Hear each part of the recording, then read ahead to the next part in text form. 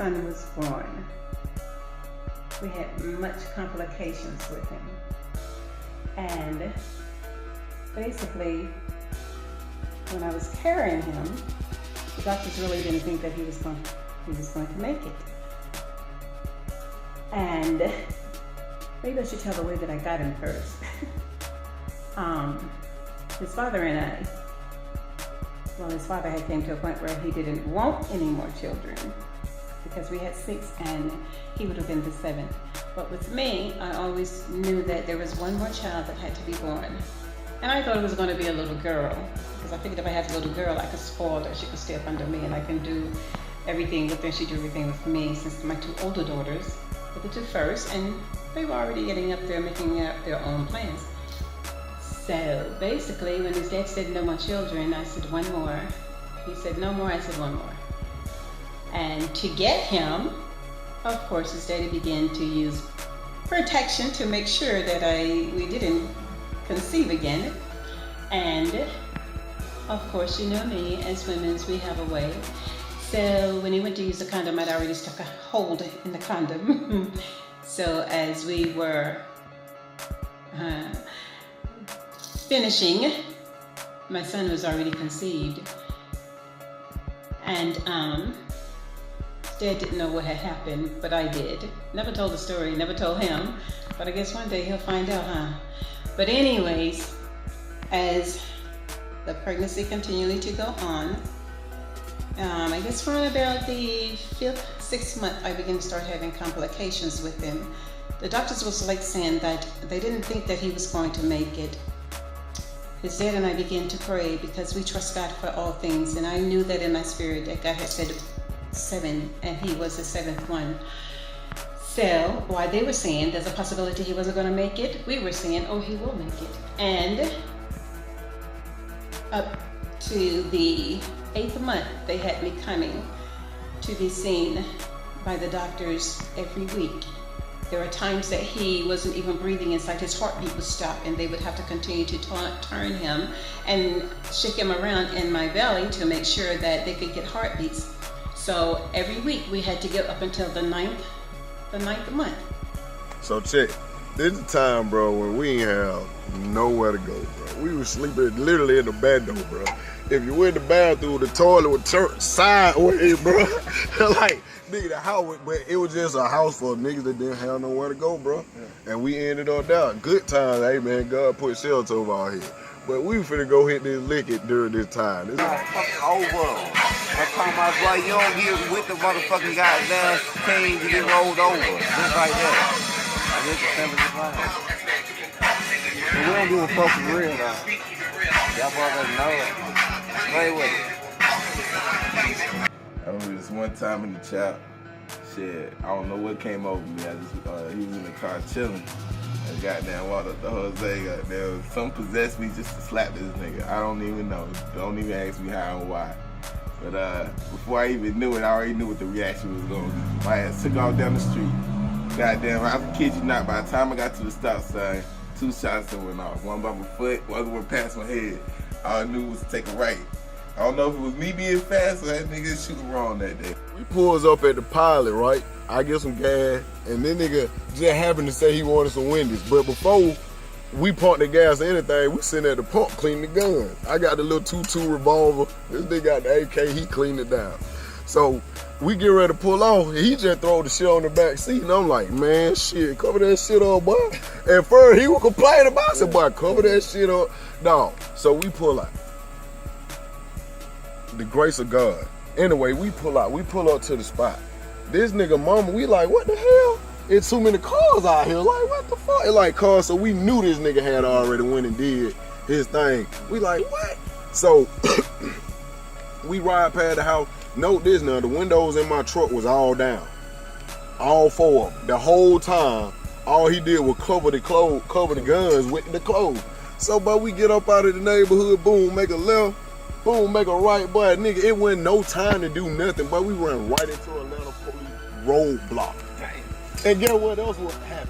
So we pull up to the car, I'm scared as shit. I ain't have my ID in my pocket. Guess where it was? In the back of the truck, in the clothes I took off to put on the clothes for the lick. Boy, so I'm sitting there, and I'm like, oh man, he talking. And I was just like, shit, my ID in the back, sir. I was like, you want me to get it? He just was like, just wait right there. He take the light and go through the whole truck. Like, windows still down now, he go through the whole truck with the light and come back up, and he was like, go. I was so nervous, I opened the door. I opened the door, that nigga like, man, what you doing? Go, go, go. So, as time has went on, we moved away from Florida and moved to Connecticut. There in Connecticut, it got a little rough and a little hard, and we had to move back from Connecticut. Me and my son and his siblings came to Georgia, didn't have a place to go, didn't have a place to live. Had to live with my sister, but couldn't really stay there either, so we began to live in the car, in our van. Living in the van, I managed to be blessed to take care of him and his siblings. And after living in the van, we was blessed to get a place of our own. Got a place of our own, and it was, I'm not gonna tell you it was easy. It got a little rough. As time went on, my son decided that he would do everything possible to make sure that his mother wouldn't have to worry or fret anymore. By then, his father and I was no longer together, and I was doing it myself. Pulling 2 jobs, to him, it was too much for his mother. He didn't want to see me do that. So he began to take other turns and do other things. Don't know exactly what he was doing, but I felt in my spirit when he would leave the house, something wasn't right. Bitch, you already know. Around me, you gonna work. All day, every day. And that's all we do, till we die. You understand me? This one nigga gonna be. You gonna be here one day. What you gonna do? Keep bullshitting around? Fuck no. Bitch, I don't care what it is or who you is. I'ma step on your ass. Cause guess what? If I don't, I'm gonna be up in this motherfucker mad as a bitch I ain't step on your motherfucking ass. What? Straight like that. No chase. Monetary ain't. What's happening? Hey, it's a story about my little brother, you know what I'm saying? I love this nigga from day one, goddamn. We always been true to one another, you know what I'm saying? Nigga get it. Goddamn, I'm living out on Old National, right? You know what I'm saying? I get a phone call from my little brother one day, and he like, yo, bro, what's goddamn going on? I was like, shit, what's happening, bro? He was like, I got this white bitch for you. I need to move this bitch somewhere. I was like, shit, bring her on. He get out that motherfucker, drop the bitch off, man. Hey, look here, man. He had, it was an additive one with him. It was a black bitch with him too. So now I got these 2 bitches. Bro just got down, put up, say, look, do you? Holler at me later. And dip. That's the type of shit he do. He just drop some money right in your motherfucking lap. Now, what you gonna do with it is what you gonna do with it. If you ain't gonna do nothing with it, pass it to the nigga. That's some real player shit. That nigga pulled up in the white van, I'll never get it. That nigga pulled up in the white van, man. Had the goddamn van, look, slid the goddamn side door open like a rape van and shit. And they had number of white bitches in them pink toes forever. That shit was goddamn like I was goddamn looking at XNXX. Jose. And to just see where we ain't got to in our life right now, man, is such a blessing. Because we done lived in the worst conditions, man, you could ever think of. Houses with flipped upside down toilets, nigga, no heat. Nigga, only thing we had was light. Not even water in there, man. And it's shit, 6, 7 months. Ain't got. Well, some people had places to go. These niggas just chose to. Stay me and Jose and a few others, we ain't had no choice. It was just like shit. That's all we had at the time. Sleeping in cars, all that kind of stuff. But to be blessed right now, man. Shit, fuck goddamn. Straight no motherfucking chase. To some of y'all motherfuckers, goddamn, this shit new. But really, we just finishing up some shit we started a long motherfucking time ago, goddamn. Deep in the motherfucking trenches, goddamn, Decaturville, USA. Some of y'all motherfuckers know where it's at, some of y'all don't. You better motherfucking learn about this shit, goddamn. Jose Ross, nigga, done deal, been doing this shit, goddamn.